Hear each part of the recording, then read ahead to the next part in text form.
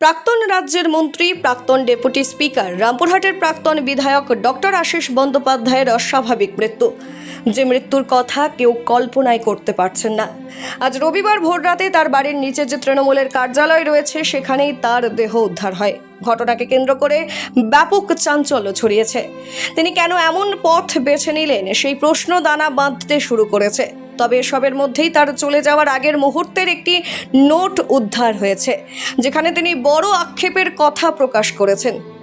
যে নোট উদ্ধার হয়েছে সেখানে তিনি উল্লেখ করেছেন, ছাত্র অবস্থা থেকে তিনি রাজনীতির সঙ্গে যুক্ত ছিলেন। বিভিন্ন সময় বাক বিতণ্ডা হয়েছে, কিন্তু কোনোদিন দুর্নীতির সঙ্গে জড়িত হননি। টিআরডিএ সম্পর্কে তিনি লিখেছেন, যেখানে জেনারেল মিটিং দ্বারা কোনো দায়িত্ব তার ছিল না। তিনি কোনো টেন্ডার কমিটিতে ছিলেন না, অথবা তার দ্বারা চেক সই করে পাস হতো না। কোনো প্ল্যান পাস অথবা নো অবজেকশন সার্টিফিকেটও তিনি ইস্যু করতেন না।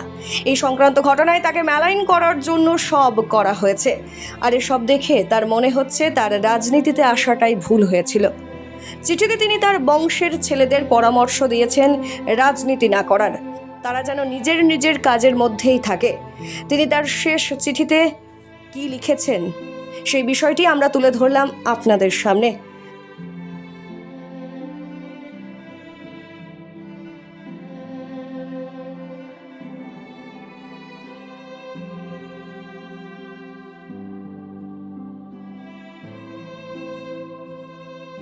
আর বলে রাখা ভালো, শেষে তিনি লিখে গিয়েছেন তার মৃত্যুর জন্য কেউ দায়ী নয়।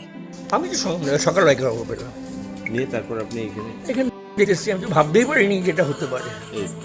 আমার ইন্টারেস্ট বলো দিয়ে এই সংবাদটা যে দুঃসংবাদটা, আমি তো ভাবতে পারছি কাল সন্ধ্যাবেলা আমার প্রাথমিকভাবে কিছু জানতে পারলেন যে না আমি তো কাল সন্ধ্যাবেলা গল্প পড়ে গেছি, অফিসে বসেছিল, আমার সঙ্গে কথা হয়েছে সন্ধ্যাবেলায়। হ্যাঁ, ভাবতেই পারছি না। যেমন প্রতিদিনই রাতেবেলা একটা আড্ডা হয়, যদিও আমি কালকে আসেনি, কালকে অরবিন্দের জন্মদিন ছিল তো মন্দিরে একটা প্রোগ্রাম হয়, সেই জন্য আমি সন্ধ্যাবেলায় এসেছিলাম, মন্দিরে প্রণাম করে চলে গেছিলাম। তখন আসতে সময় কথা হয়েছে, পার্টি অফিসে বসেছিলাম। কেমন আছে ডাক্তার এসছেন, নিয়ে ডাক্তার কি কনফার্ম করলেন যে আমি যাই না, ভিতরে ঢুকি না, মারা তো গেছে, আমি যাইনি, ভিতরে যাইনি, দেখতে দেখার মতো মানুষের কথা আমার নাই, যাইনি, পরে যাচ্ছি। দীর্ঘদিনের সম্পর্ক তো। কি মনে করছেন যে এটা কি? আমার যেটা মনে হয় এটা আমার পার্সোনাল ভিউ, অন্য কিছু মানসিকভাবে তো মেনে নিতে পারেনি, ভেঙে গেছে।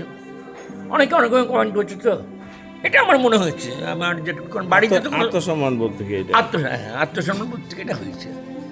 সবাই এই চলে গেলে ব্যাপারগুলো জোর কথা অনেকে অনেক রকম কমেন্ট করছে, আমার যেটা ধারণা এছাড়া কিছু নয়। কারণ বাড়ি তো শান্তিপূর্ণ বাড়ি, কালকে রাত্রি 11টা পর্যন্ত গল্প করেছিল, আমার সঙ্গে সন্ধ্যাবেলায় কথা হয়েছে। কোনোদিন কার সঙ্গে বাড়িতে কোনো অশান্তি নাই, কী হবে এটা? মানসিক হতো না।